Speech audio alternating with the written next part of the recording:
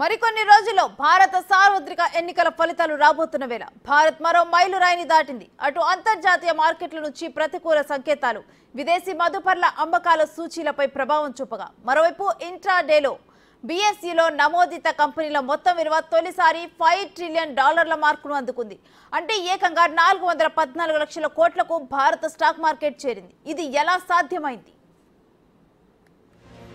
భారతీయ stock market మే 21న తొలిసారిగా $5 trillion market capitalisation కు చేరుకుంది. దీంతో భారత్ సరికొత్త మైలురాయిని దాటింది. కేవలం 6 నెలల్లో $1 ట్రిలియన్ సంపదను సృష్టించిన భారతీయ స్టాక్ మార్కెట్ ఇప్పుడు $5 ట్రిలియన్ క్లబ్ లో చేరింది. జూన్ 4న లోక్సభ ఎన్నికల ఫలితాలకు ముందు విదేశీ సంస్థాగత పెట్టుబడిదారుల ఉపసంహరణను దాటి ఈ మైలురాయికి చేరుకుంది. గత వారం ర్యాలీని అనుసరించి నిఫ్టీ, సెన్సెక్స్ మెరుగైన సూచనల కోసం కష్టపడుతుండగా, విస్తృత మార్కెట్లో పెట్టుబడిదారులు స్టాక్లను పోగు చేయడంతో మే 21న బీఎస్ఈలో అన్ని లిస్టెడ్ స్టాక్ల సంయుక్త మార్కెట్ క్యాపిటలైజేషన్ ఒక్క రోజులో 414.75 లక్షల కోట్లకు పెరిగింది.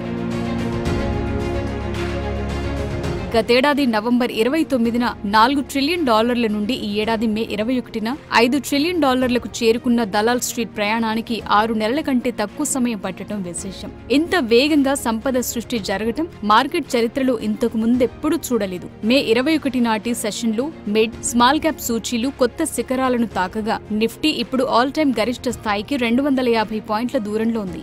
ఇక ఈ నెలలో దలాల్ స్ట్రీట్ నుండి ఎఫ్ఐఐలు కనీసం 28,000 కోట్లను ఉపసంహరించుకోవడంతో దేశీయ సంస్థాగత, రిటైల్, హెచ్ఎన్ఐ పెట్టుబడిదారులు ఈ బుల్రన్ కు ఆజ్యం పోస్తున్నారు. ఇక గ్లోబల్ మ్యాప్ లో హాంకాంగ్, జపాన్, చైనా, యుఎస్ల మదర్ మార్కెట్ తర్వాత భారతదేశం 5వ అతిపెద్ద స్టాక్ మార్కెట్ గా ఎదిగింది.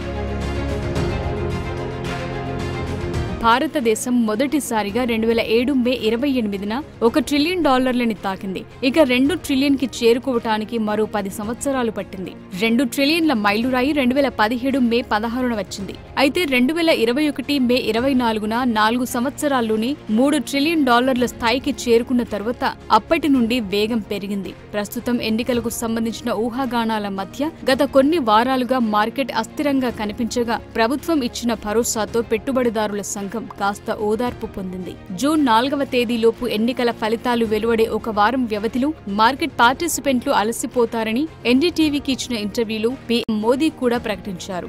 అలాగే మార్కెట్ తాజా రికార్డుల గరిష్టాలను తాకుతుందని కూడా సూచించారు. అలాగే ఎన్నికల ఫలితాల తర్వాత మార్కెట్ పెరుగుతుంది గనుక డిప్ ను కొనుగోలు చేయాలని కొన్ని రోజుల క్రితం అమిత్ షా కూడా పెట్టుబడిదారులకు చెప్పారు.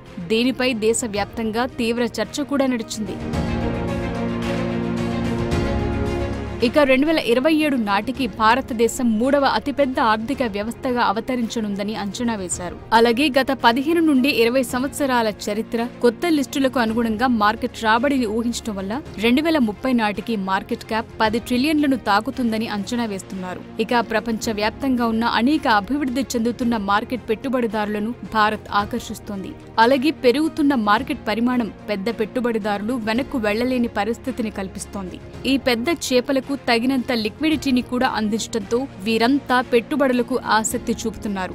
$1 బిలియన్ మార్కెట్ క్యాప్ తో స్టాక్ల సంఖ్య దాదాపు 500కు చేరుకోవడంతో గత కొన్ని సంవత్సరాలుగా భారతదేశంలో మార్కెట్ డెప్త్ గణనీయంగా పెరిగింది. గత 5 సంవత్సరాలు, 10 సంవత్సరాలు, 15 సంవత్సరాలు, 20 సంవత్సరాల కాలాల్లో స్థిరంగా 10% కంటే ఎక్కువ వార్షిక రాబడిని అందించిన ప్రధాన ఎమర్జింగ్ మార్కెట్ ఆర్థిక వ్యవస్థల్లో భారతదేశం కూడా ఒక మార్కెట్ గా ఎదిగింది. ఇక ఎంఎస్సిఐ ఎమర్జింగ్ మార్కెట్స్ ఇండెక్స్ లో భారతదేశం వెయిటేజీ మే 31 నుండి 18.3% నుండి 19% చేరుకుంటుంది. అలాగే దాదాపు 2.5 బిలియన్ల విలువైన ఎఫ్ఐఐ ఇన్ఫ్లోలకు దారితీస్తుందని తెలుస్తోంది. ఈ క్రమంలో 2027 నాటికి భారతదేశం ప్రపంచంలో 3వ అతిపెద్ద ఆర్థిక వ్యవస్థగా అవతరించనుంది.